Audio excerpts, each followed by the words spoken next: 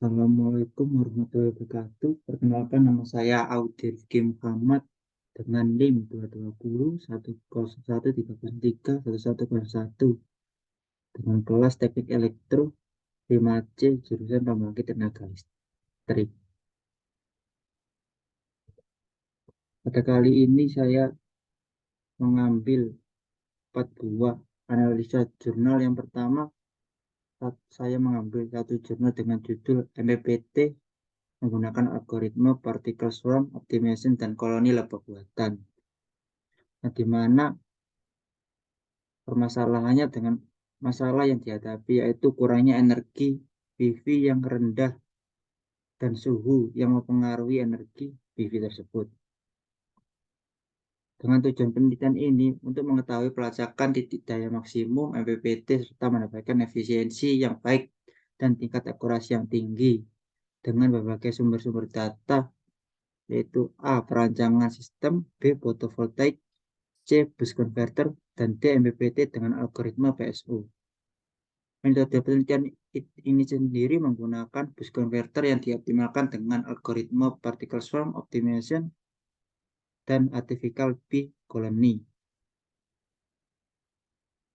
Objek penelitian tersendiri yaitu pembangkit listrik tenaga surya atau disebut PLTS.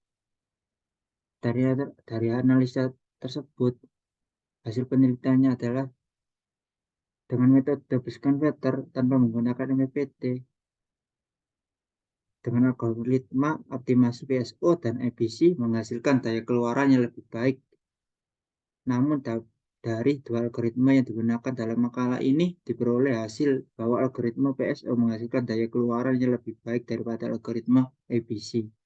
Bus converter yang telah dibuat tidak dapat bekerja ketika bebannya diberikan terlalu kecil karena menyebabkan beda potensial sehingga terjadi short circuit pada sistem.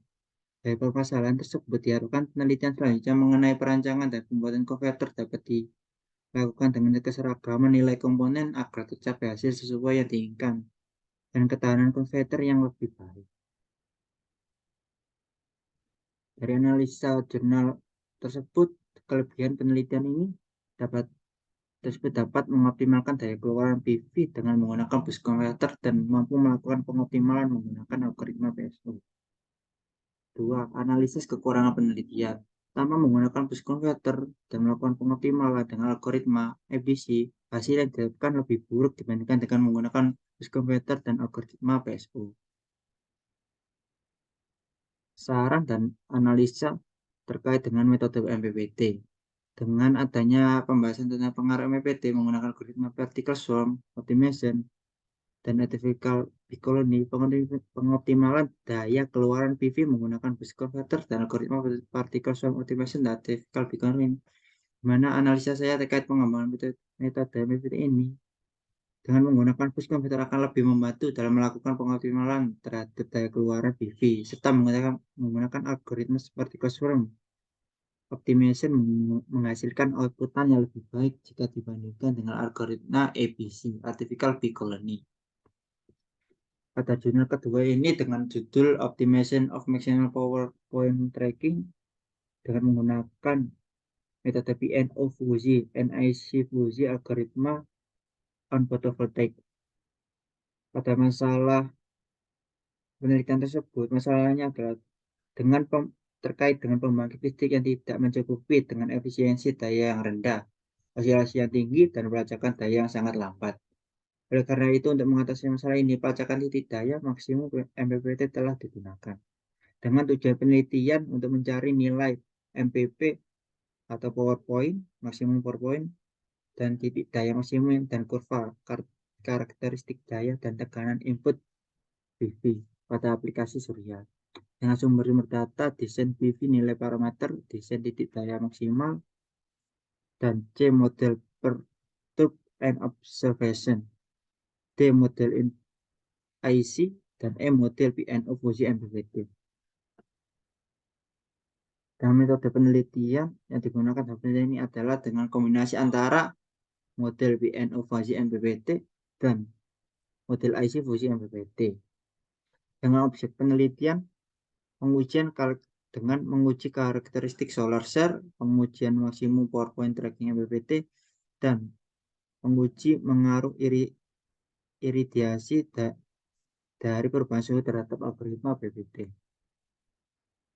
Dari hasil penelitian tersebut, pengujian susu MPPT atau dengan algoritma fuzzy dengan menggunakan intensitas cahaya dengan suhu yang tetap diperoleh hasil keluaran daya dan daya yang dihasilkan algoritma gabungan lebih baik dari MPPT menggunakan algoritma konvensional. Dari analisa kelebihan penelitian pada jurnal kedua yang didapat adalah kelebihan tersebut dapat mengontrol maksimal kinerja panel surya untuk mendapatkan daya yang maksimal dan efisiensi yang baik. Analisa kekurangan dari penelitian tersebut, jika tanpa menggunakan algoritma PNO dan isi fuzzy pada fotovoltaik, masalahnya terkait dengan pembangkit listrik yang tidak mencukupi dengan efisiensi daya yang rendah, osilasi yang tinggi, dan pelacakan daya yang sangat lambat. Saran dari analisa jurnal pada pengembangan metode PPT adalah untuk mengatasi tingkat maksimal keluaran daya dari sel surya. Saran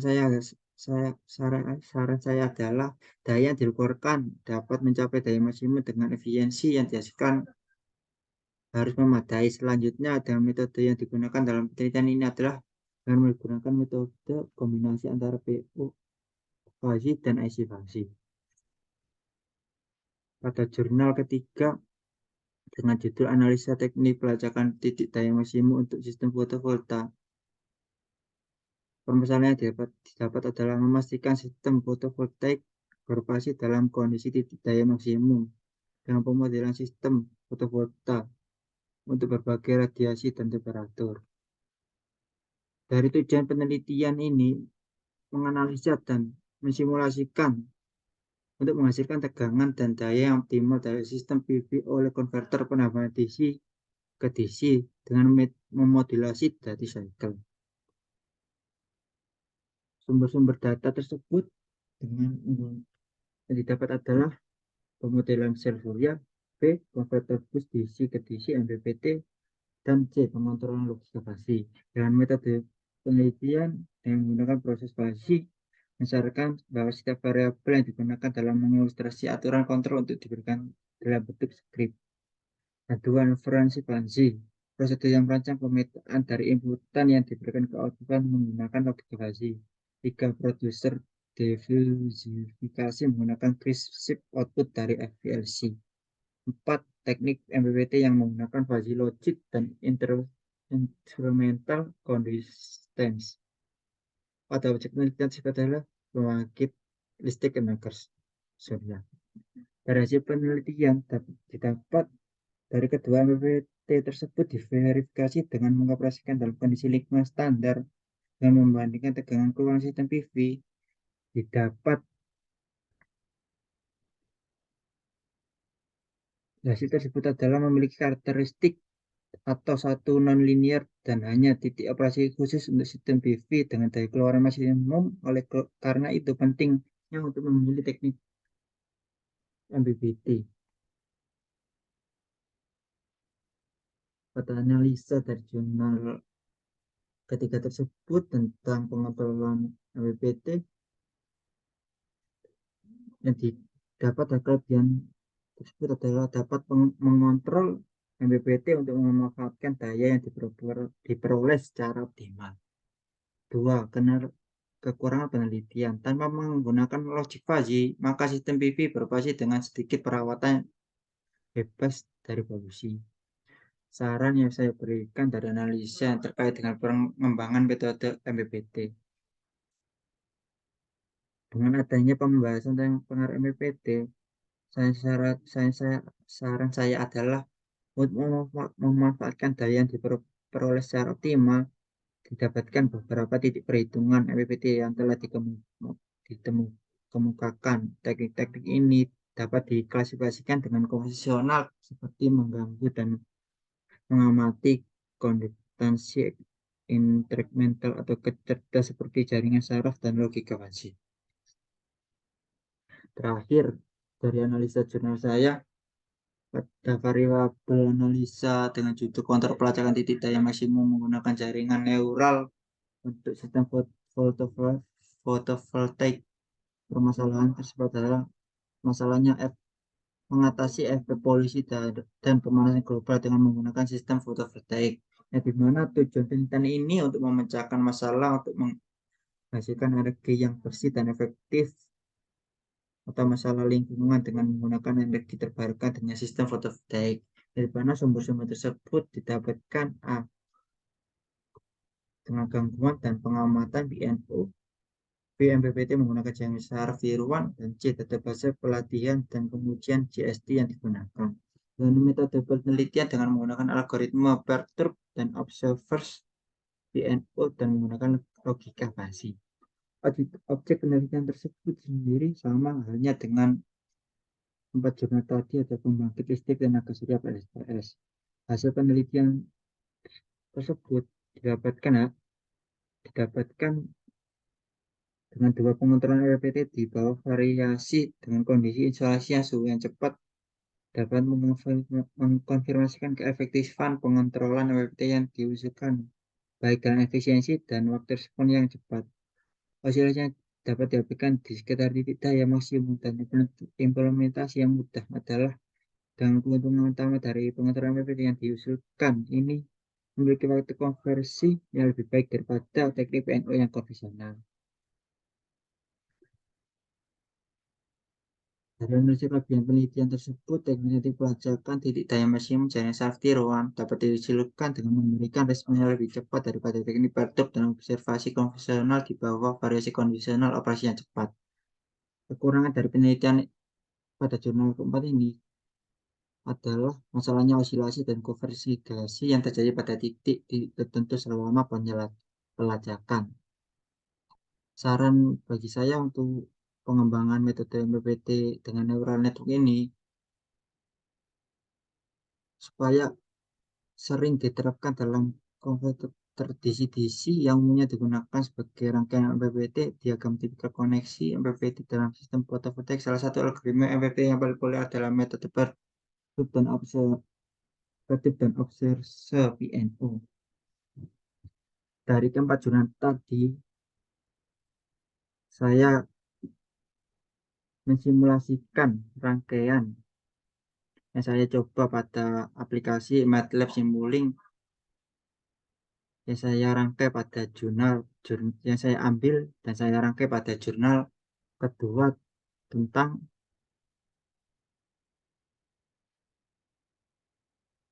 analisis teknik pelacakan titik daya maksimum untuk sistem fotovoltaik. Maaf, yang saya ambil pada rangkaian kedua ini adalah optimization of maximum power point tracking MPPT dengan menggunakan metode PNO Fuzzy dan AC Fuzzy algoritma on photovoltaic.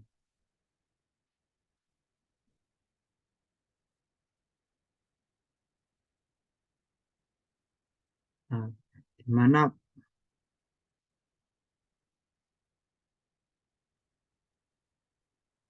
pada rangkaian tersebut ini saya saya mengambil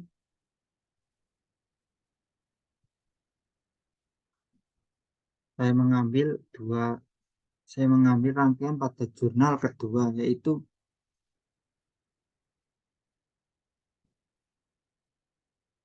mensimulasikan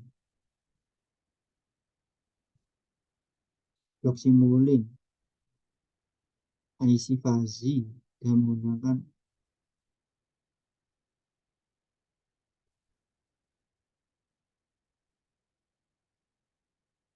Simulink blok algoritma PNO dan Fuzzy menggunakan variabel tertentu.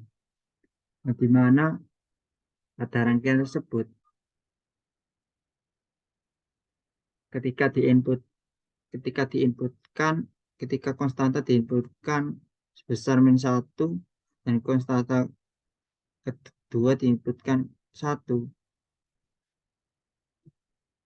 dan kostata 5 diinputkan sebesar nilai 12,77, maka ketika rangkaian tersebut dirun, nilai yang dihasilkan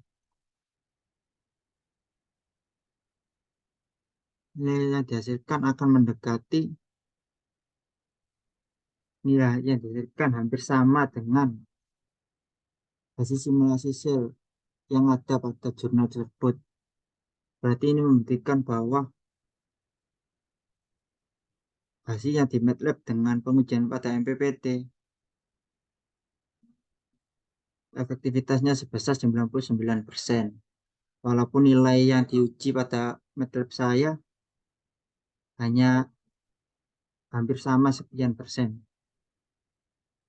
Dan setelah kita lihat pada skop grafik yang dihasilkan akan meningkat sebesar 0 sampai 200 dan saturasi yang sangat stabil di angka 0. Sekian presentasi dari saya. Apabila ada kesalahan dan kekurangan, selebihnya saya mohon maaf. Wassalamualaikum warahmatullahi wabarakatuh. Mario, bangsat. Kok pakai tabel siapa? Oh, Tabel siapa? labelnya. Dulu. Wih, Dulu.